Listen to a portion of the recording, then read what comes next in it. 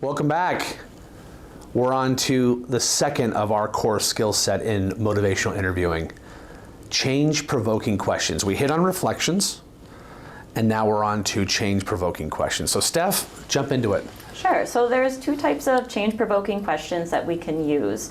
The first step involves using during the focusing phase. So when, that student's kind of in pre-contemplation and we're trying to bring out what the issue might be, we use the first set, and then when they are kind of shifting from pre-contemplation to contemplation, moving from that focusing into evoking, there's a second set of questions. And they're all meant and designed to pull it out and have that individual think about what they're saying. Because again, the most purest form of change is when they can hear themselves saying it out loud, and then they think about it, and then they change within. Okay, I'm with you. Okay, so that first step is when we're trying to understand what's going on, if it's an issue or whatnot. If you recall, the second process is focusing. And so we're trying to understand what's the issue, and we are highlighting this cognitive dissonance. And to highlight the cognitive dissonance, we use something called the Columbo Approach. Columbo. And as a reminder, cognitive dissonance is where their behavior is incongruent or doesn't match their belief system. Exactly. Okay, so we use Columbo Approach. When we first start engaging with a student, we are building rapport. We're getting to know who they are. We're also starting to learn what their values are. Okay. And so when we use the Columbo Approach, we are highlighting, so you say that you value this, and yet you do this. Can you explain it to me? So for example, somebody who smokes cigarettes, Okay. They value their health, and yet they still smoke cigarettes. And so a useful question-provoking way we can intervene is, I hear that you really value your health quite a bit, and I see that you smoke. Tell me what's going on there. Right. Okay. So it's, again, using that open-ended question to have them think about it and discuss it. Okay, so if my son or daughter has declared that their values are trustworthy, Christ-centered, likes to travel, and they are in a situation where they refuse to go to school, I might say something like, so you talked a little bit about wanting to travel the world, and yet you're refusing to go to school. Help me understand how those two link up. Would that be an example of using the Columbo Approach Yep. in this point? Yeah, it's highlighting that cognitive dissonance. Okay. Exactly. Okay, I'm with you. Another one is pros and cons. And a lot of times I see clinicians or other staff hesitate to talk about, well, what is the pro? Like, why do you do this? Why do you do drugs? How does it serve you? But if we're using the spirit of motivational interviewing, remember that we're going in it without judgment, and we're getting on their level to see their point of view. Acceptance. Yeah. And so let's say somebody is using drugs. Why do you like using drugs? How does it benefit you? Oh, they're fun and you tap out of reality. Okay, that totally makes sense. I can see how that helps you. What's the con? How does it not help you?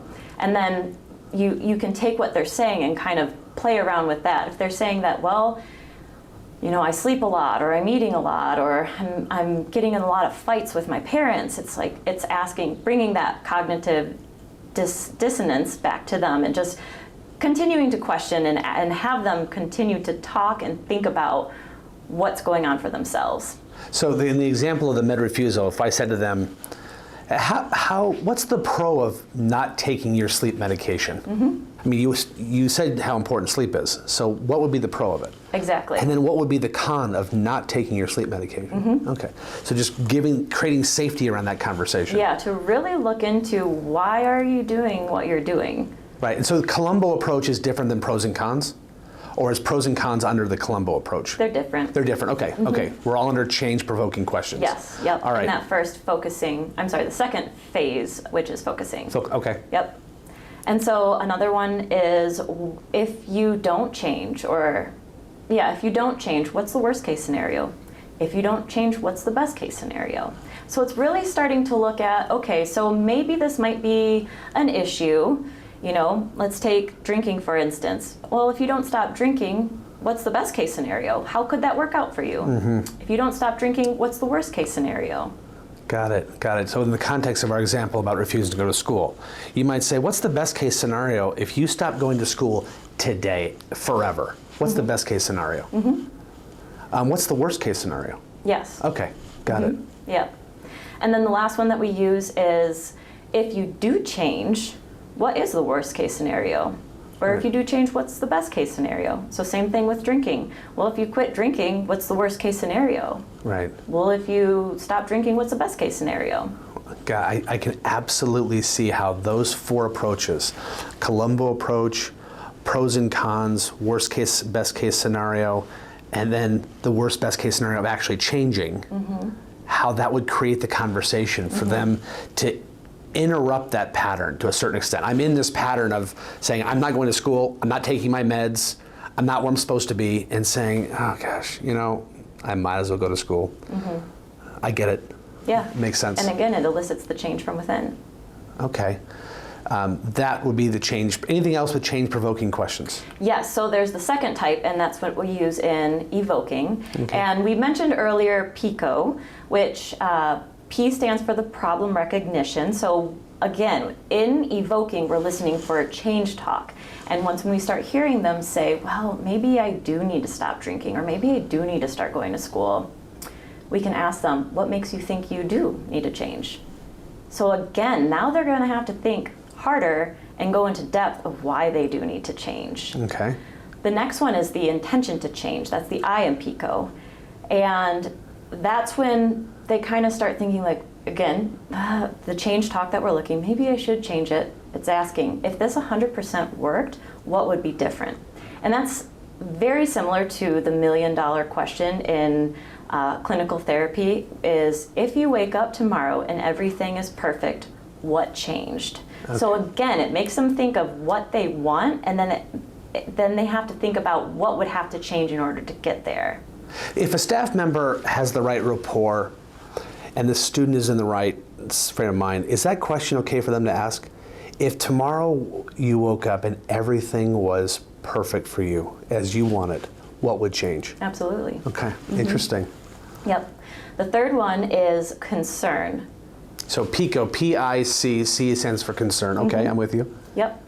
And that is asking, are there other people in your life that are concerned about this? So now they're having to think about people in their lives as mirror and reflections that could amplify their potential understanding that it is an issue. Okay. Like, okay, yeah, like my girlfriend says that she's going to leave me if I don't stop drinking, or my parents say that the next time that they catch me with a bottle, they're going to kick me out. So yeah, there are people that are concerned about this. Okay. And then the last one is optimism. And it's asking, well, what makes you think you can change it? And again, that makes them think, and it starts to build on that foundation of eliciting their strengths and helping them to gain that confidence to change. And that's what's moving from contemplation to planning, is building that confidence and building that momentum to plan on how they're going to make these changes. So the O basically gives them an opportunity to answer the how. What makes you think you can actually do this? Yeah. I'm really curious. Yeah. And they're like, well, let me tell you how I do it. And they start creating that solution for themselves, empowering them to autonomously solve the concern. Yeah. And if they say, like, I don't know if I can do this, then our approach and intervention changes. Right. But then we don't say, well, this is how you do it. We say, Exactly. yeah, I wonder if we should do some thinking about that. Can I do some thinking about that? Would you? You see what I'm saying? Yeah. Like creating that conversation. Exactly. Yeah, I know we can do this. I really do. This is great. And that's where the affirmations would come in. Well, I've seen you do X, Y, and Z. To me, you're totally capable of doing that. Or it's brainstorming with them what their resources are and how they can play on that to help themselves. You know, it's interesting. I think so many students come to mind that we have had to move on to higher levels of care, that if we had used this, I wonder if it would have had a different outcome.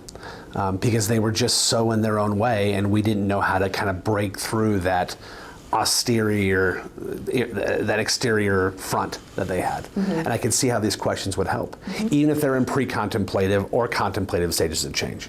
Makes sense? Anything else on change-provoking questions for our viewing audience?